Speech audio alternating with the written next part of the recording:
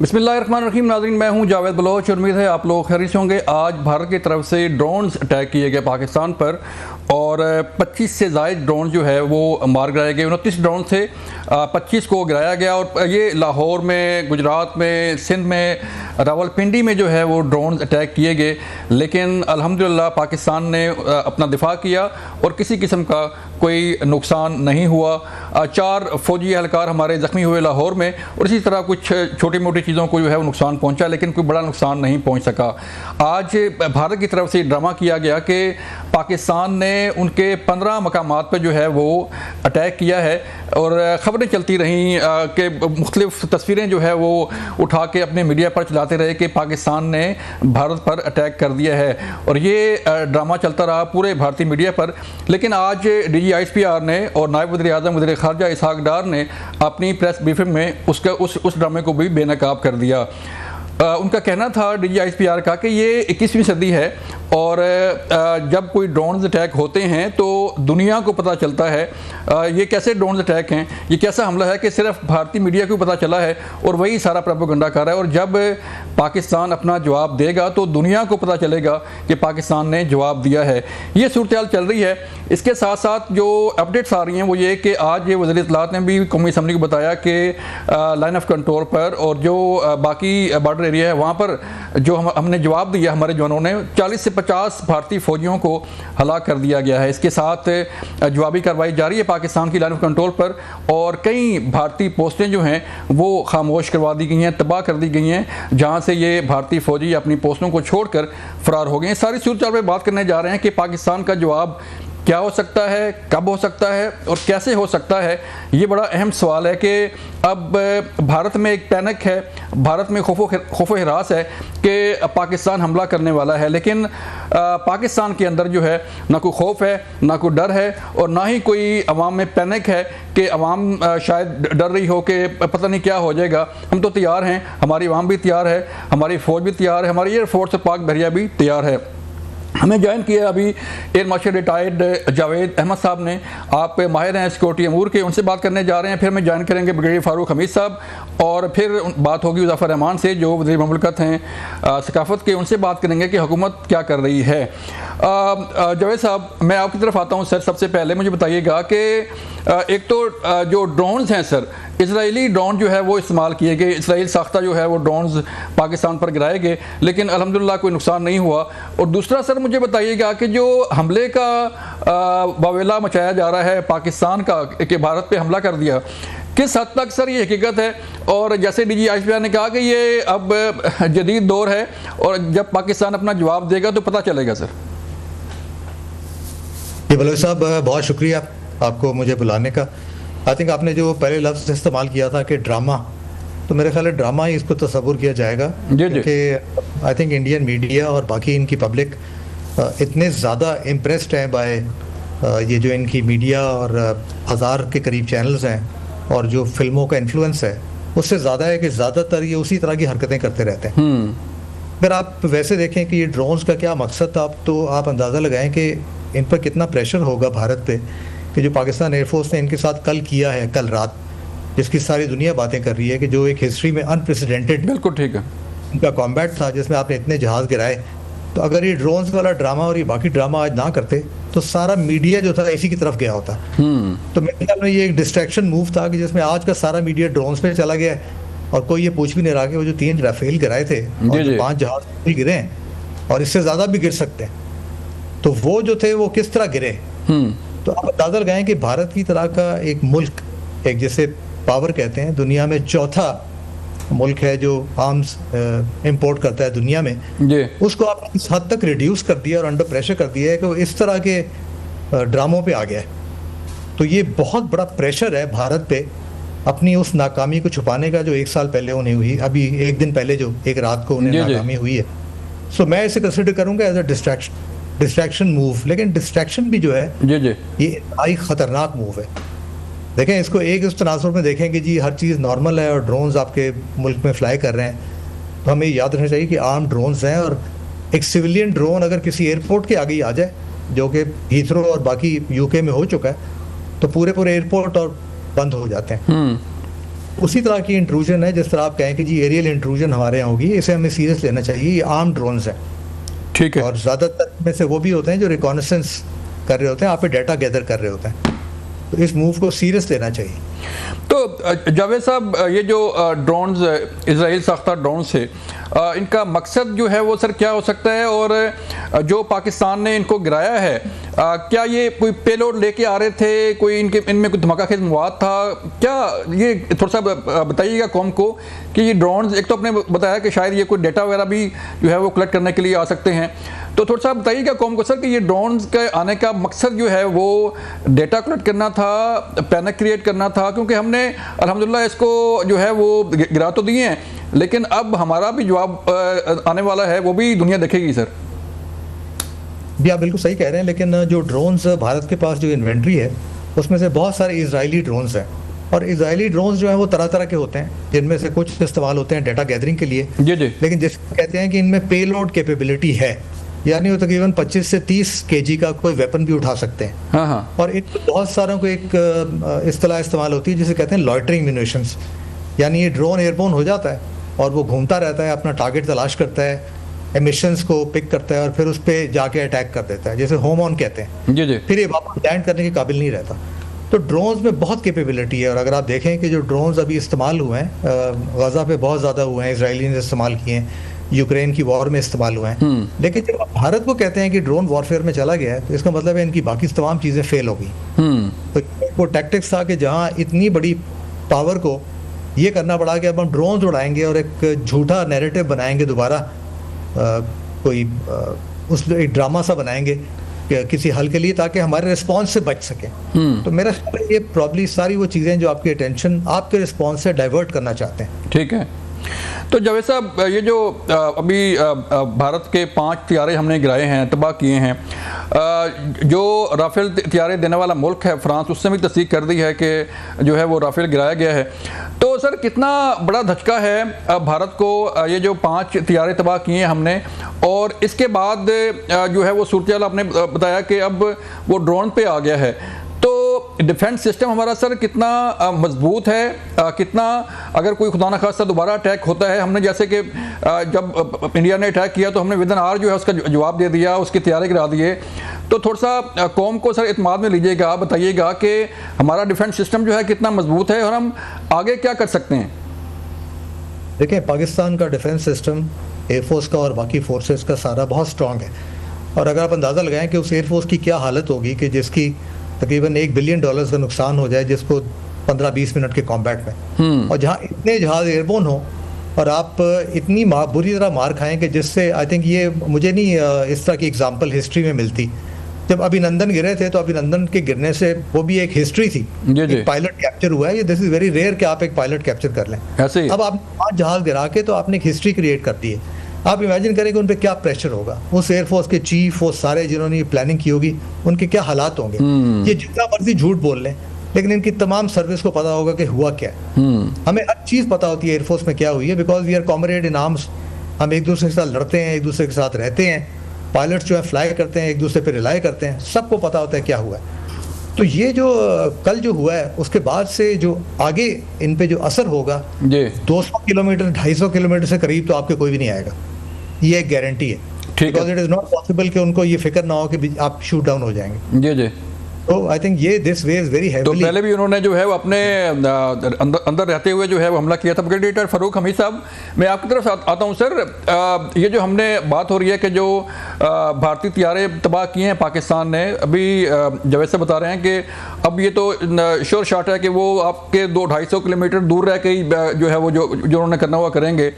Defence system की बात हो रही है सर कि अब पाकिस्तान का जवाब जो है वो क्या हो सकता है, क्योंकि आज DGISPR ने उनका जो ड्रामा था 15 जगह पे अटैक करने का पाकिस्तान की तरफ से, वो भी बेनकाब कर दिया। ये ड्रामा जो है वो साबित हो गया और अब पाकिस्तान के जवाब का इंतजार किया जा रहा है सर।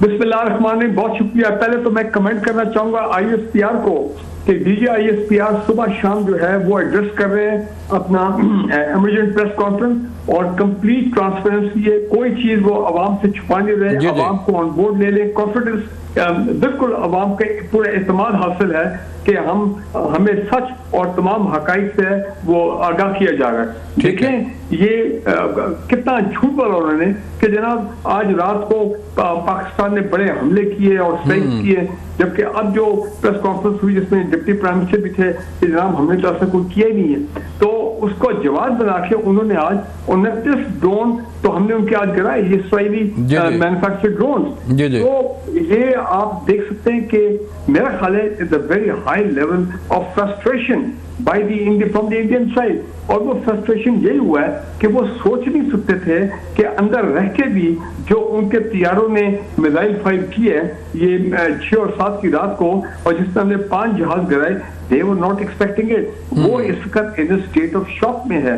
इसी तरह इंटरनेशनल लेवल के ऊपर भी उनकी बहुत जगह हुई है। इंटरनेशनल लेवल पे वो सवाल के जवाब देने को तैयार उनके हिम्मत ही नहीं है, तो वो कैसे जस्टिफाई करें कि जनाब राफेल तैयारे स्टेट ऑफ द आर्ट और जनाब गेम चेंजर होंगे और जनाब ये होंगे, उनकी तो जो है ना बिल्कुल टोटल पाकिस्तान की जो पीएफ ने जो रिस्पॉन्ड किया with a higher level of technology, यानी कि बियॉन्ड विजुअल रेंज, जो हमारे JF-17 या J-10C चाइनीज टेक्नोलॉजी, जाहिर बात है जॉइंट प्रोडक्शन पाकिस्तान की चाइना की, उसने तो फ्रेंच टेक्नोलॉजी को वो खेल के रख दिया।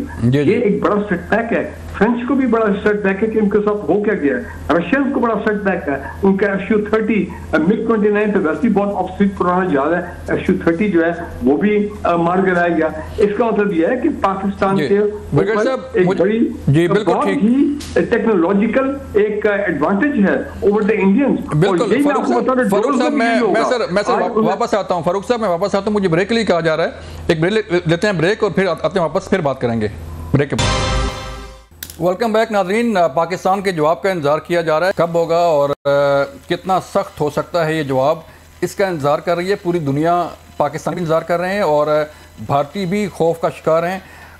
जावेद अहमद साहब, आप सर खुद एयरफोर्स अफसर रहे हैं और ख़ुद जानते हैं एयरफोर्स को, आपने इंडिकेट भी किया कि ये दुश्मन हमारा जो है अब 200-250 किलोमीटर दूर रह के फिर बात करेगा। इससे पहले भी जब ये अटैक उन्होंने किया था सर, तो भारत के अंदर रहते हुए ये अटैक हुआ था और हमने वहीं पे उन्हें जो है वो गिराया था। अब जबकि ज़ाहिर बात है टेक्नोलॉजी की जंग है, हमारी एयरफोर्स जो है वो कैसा अटैक कर सकती है, या हम ज़मीनी अटैक पे जा सकते हैं सर? बहुत सारे ऑप्शन होते हैं नेशनल लेवल पे। ये नेशनल लीडरशिप ने आपकी बताना है कि आप कौन सा अटैक करेंगे, क्या एक सर्विस इस्तेमाल करेंगे या सारी फोर्सेस को इस्तेमाल करेंगे, सबकी अपनी अपनी कैपेबिलिटीज़ हैं। याद हमें रखना चाहिए कि ये 2 न्यूक्लियर मुल्क हैं जो भारत बार बार भूल जाता है, और ऐसी एस्केलेशन लेडर में ख़ुद वो डालना चाहते हैं जो कि शायद उससे निकलना बाद में मुश्किल हो। और पाकिस्तान के पास जो ऑप्शन मौजूद हैं, जब अगर आपने हमारे डैम्स पे अटैक किया, आप कौन सी इंटरनेशनल कन्वेंशन है जो सिविलियंस को और डैम्स वगैरह पे अटैक करने का अलाउ करती है? ऐसी कोई भी नहीं है। लेकिन इससे जो प्रेसिडेंस होता है, जो मिसाल बनती है, वो बड़ी गलत बनती है। तो वेपन्स आजकल जहाँ बात करें, टेक्नोलॉजी इतनी आगे निकल चुकी है, आर्टिफिशियल इंटेलिजेंस है, हर चीज़ ऑटोनमस, बहुत सारे वेपन्स हैं, आप फ्लाई करके ओवर फ्लाइट भी कर सकते हैं। लेकिन उसके लिए पता है कि कुछ कंट्रोल ऑफ द एयर कहते हैं हम उसे, जो एक फेवरेबल एयर सिचुएशन। ये जो प्रूव हुआ है कि भाई विदाउट एयर, यानी एयर अगर नहीं आपके कंट्रोल में नहीं होगा, तो आपकी हवा कंट्रोल में नहीं है, हवा वाले ऊपर एरिया कंट्रोल में नहीं है, तो वॉरफेयर बहुत मुश्किल हो जाएगा। ठीक है। लिहाज से आई थिंक एयरफोर्स ने जो पहली चीज़ थी जिसे हम कहते हैं फेवरेबल एयर सिचुएशन, और कुछ कहते हैं एयर सुपीरियॉरिटी, वो तो हासिल कर ली। उसी की वजह से इनके इतने जहाज़ गिरे हैं।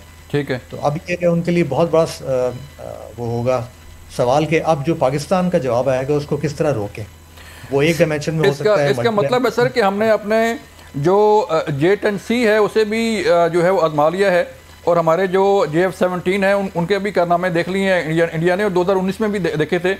तो अब जो हमारे पास टेक्नोलॉजी है सर, ये इसमें थोड़ा सा बताइएगा कि हमारी जो कैपेबिलिटी है, हमारा जो डिफेंस सिस्टम है वो कितना स्ट्रांग है, हमारे जो जहाज़ हैं वो कितने जदीद हैं, मॉडर्न हैं, और कितना उनमें जो है वो सर पोटेंशियल है कि अपने दुश्मन को जो है वो नाको चने चुबा सकते हैं, क्योंकि पहले हमने ये साबित कर दिया, 5 उनके गिरा दिए हैं। ये 5 से ज़्यादा भी हो सकते हैं वैसे। और ये और बात है कि इंडियंस के आप जितने भी गिरा लें वो एडमिट तो करेंगे नहीं, क्योंकि मलबा जी वो तो नहीं करेंगे लेते हैं। और यहाँ जो प्रूफ्स है वो सारे मौजूद होंगे, और आई थिंक किसी मौजू वक्त पे एयरफोर्स जो है वो सारे क्या पाकिस्तानियों, क्या पूरी इंटरनेशनल मीडिया के सामने भी पेश करेगी।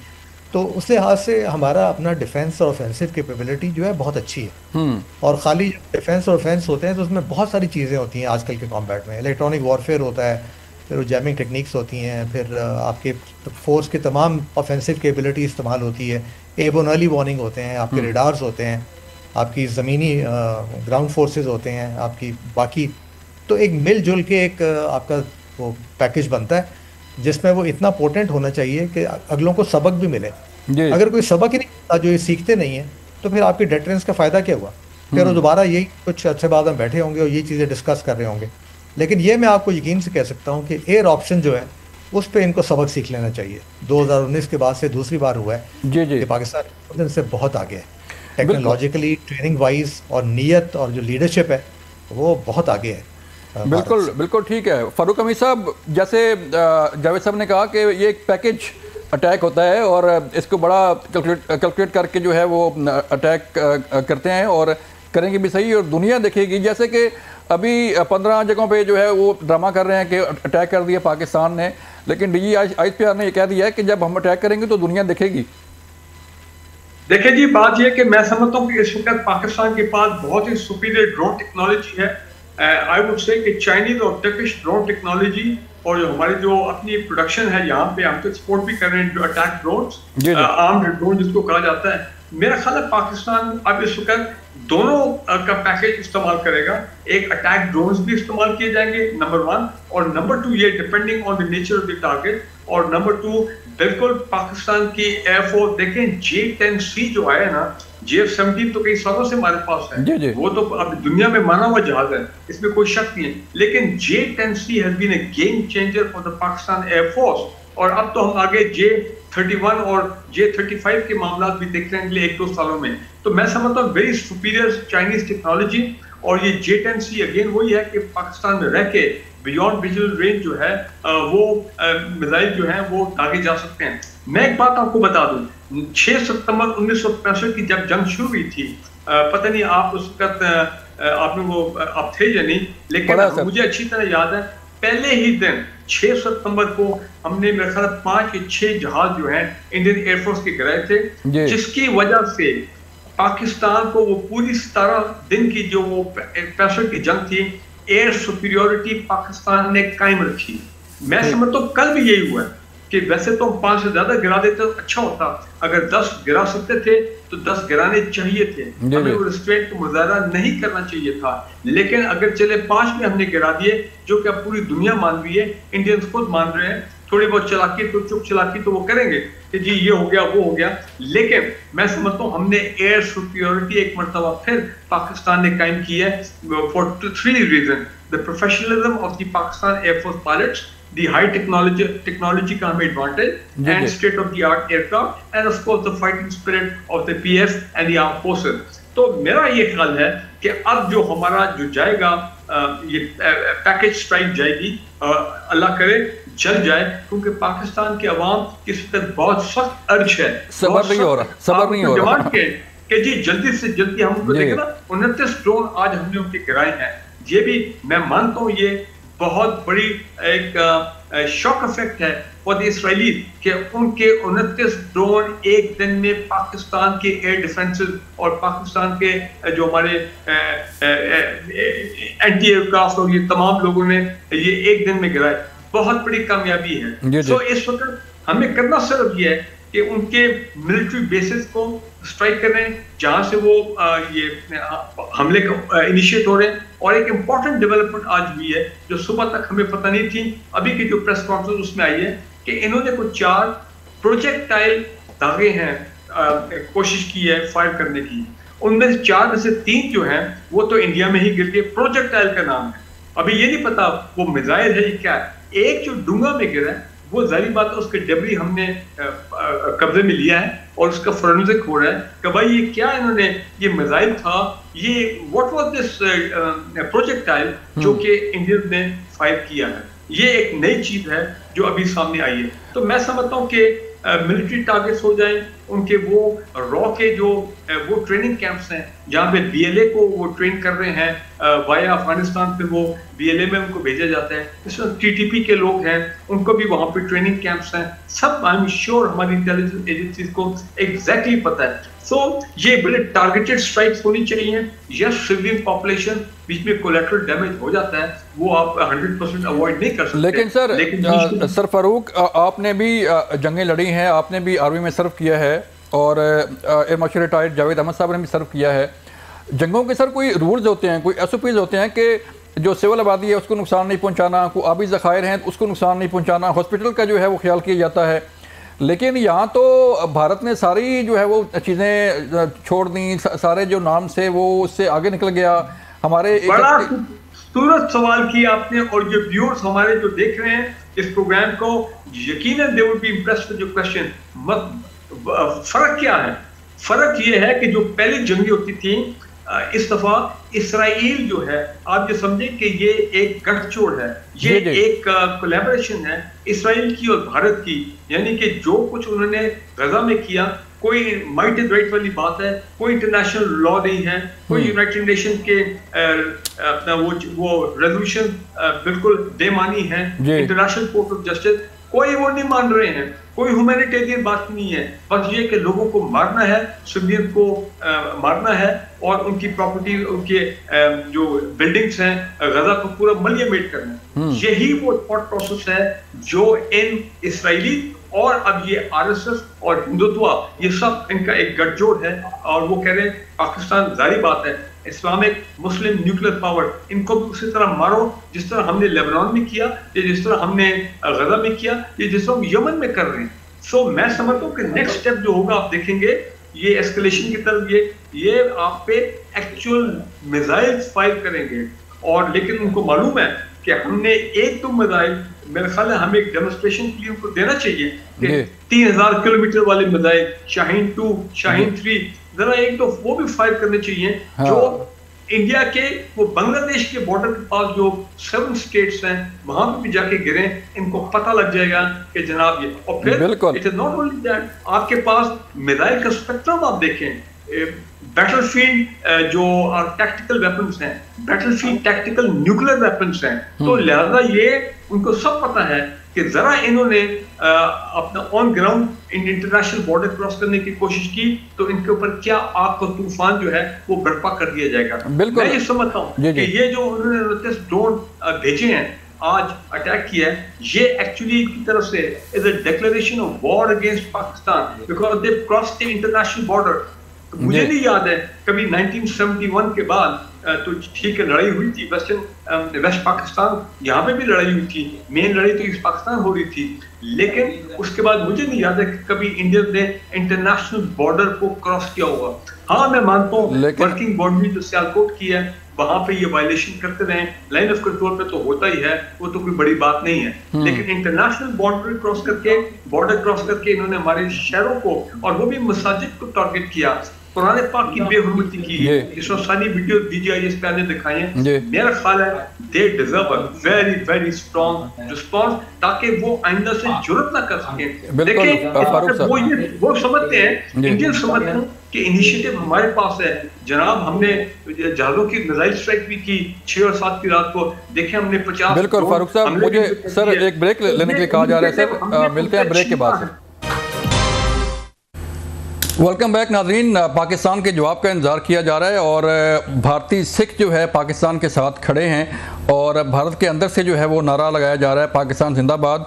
और जितने भी सिख हैं, 2 करोड़ सिख हैं पाकिस्तान जो भारत के अंदर, दुनिया में जहाँ भी हैं वो पाकिस्तान के साथ खड़े। हमें ज्वाइन किया गुरप्रीत सिंह पन्नू साहब ने, उनसे बात करते हैं। सरदार जी बहुत शुक्रिया वक्त देने का।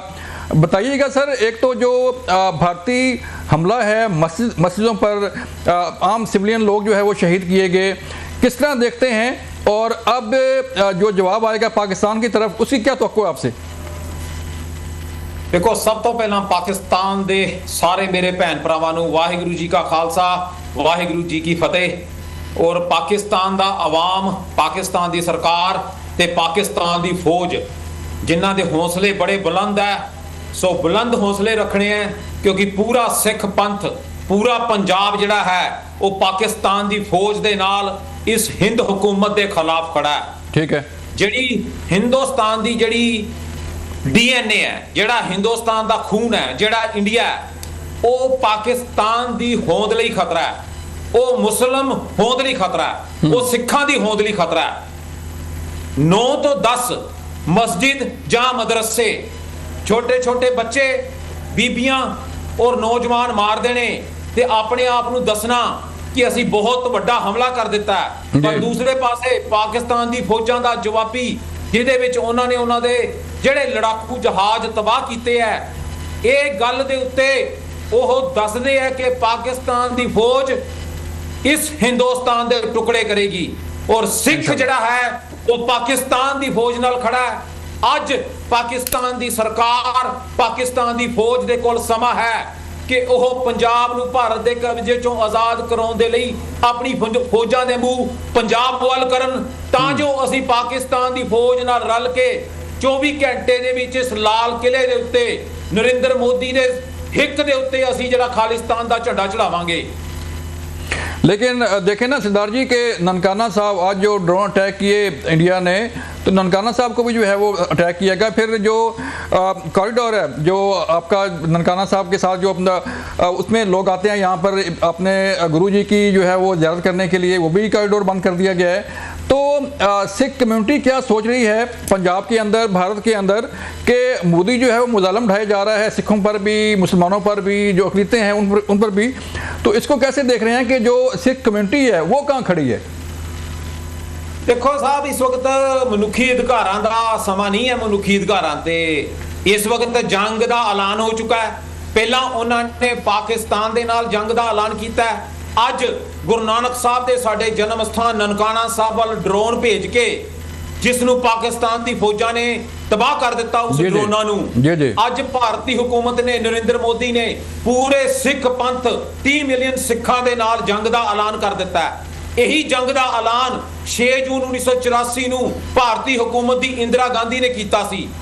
180 दिनां दे विच सिख पंथ ने अपनी जंग का होया ऐलान का बदला लिया सी।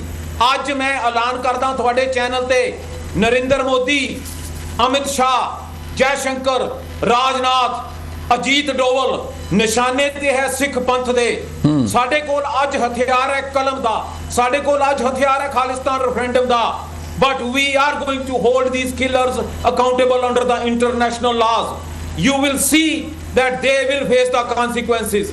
जंग दे मैदान दे विच भी जवाब देंगे ते कानून दे मैदान विच भी जवाब देंगे। बिल्कुल ठीक है। ब्रिगेडियर साहब, ब्रिगेडियर फारूक साहब, आप सब बताइए कि जैसे सिद्धार्थ साहब फरमा रहे हैं कि पूरी सिख कम्युनिटी जो है पाकिस्तान के साथ खड़ी है और अब इंतज़ार है जवाब का सर, तो क्या आप समझते हैं कि ये जो हमारा जवाब होगा, जैसे पहले हमने बर्तरी हासिल कर ली है 5 हथियारे गिरा के, तो जवाब जब जाएगा हमारा तो क्या मोदी सरकार उसे बर्दाश्त कर लेगी? मेरा ख्याल है उनको बहुत पैनिक से है, शॉक में है, खौफ हिरास है वहाँ पे। वो हमारा जो होगा वो इसको अंग्रेजी में कहते हैं शॉक एंड ऑ, कि उनको बिल्कुल पैरों के नीचे से उनकी जमीन हिलेगी और ऐसा वो उसका इफेक्ट आएगा कि वो पता नहीं उस शॉक से कैसे निकलेंगे, आवाम उनके साथ क्या करेगी, उसके बाद इंटरनेशनल लेवल पे उनकी क्या बदनामी होगी, क्या उनके साथ। मैं ये समझता हूँ कि खास आपने हमारे सिख भाइयों की बात की, पहले तो मैं अपने सिख बहन भाइयों को सलाम करता हूँ कि वो उन्होंने हमेशा हक की बात की है और पाकिस्तान बिल्कुल उनका, मैं समझता हूँ कि कॉज जो है बिल्कुल जस्ट है। जितने ये हुए अपना रेफरेंडम लास्ट न्यूजीलैंड में हुआ है, 99.99% जो है, बल्कि 100% भी आप समझें, हमारे सिख भाइयों ने अपना अलग एक इंडिपेंडेंट खालिस्तान के लिए उन्होंने वोट किया है। एंड मेरा ख्याल है कि Khalistan is now going to be reality just round the corner. दूसरी बात, मुझे उस सिख बच्ची पे जब उसने वो गाना गाया जो पिछले 5 दिन से नेट पे आ रहा है कि आप जो भी कर लें, हम पंजाबी में कि हम पाकिस्तान को ये इस तरह का वो गाली नहीं दे सकते हैं, भाई कमाल कर दिया।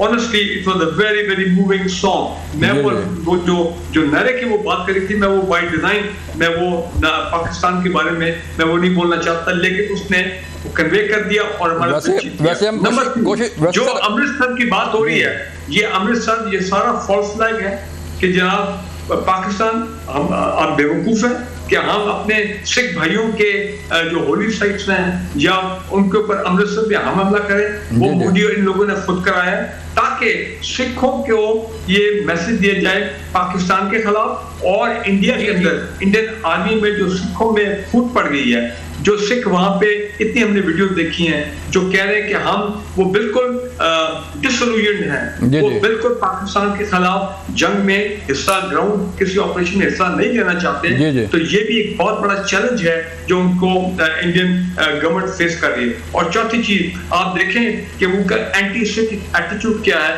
करतारपुर कॉरिडोर बंद कर दिए। और मुझे एक हमारे भाई बता रहे थे कि हमने 5000 सिख बहन भाई वो जो पिलग्रिम्स हैं उनको हमने रेडी रिसीव करने के लिए 5000 एवरी डे।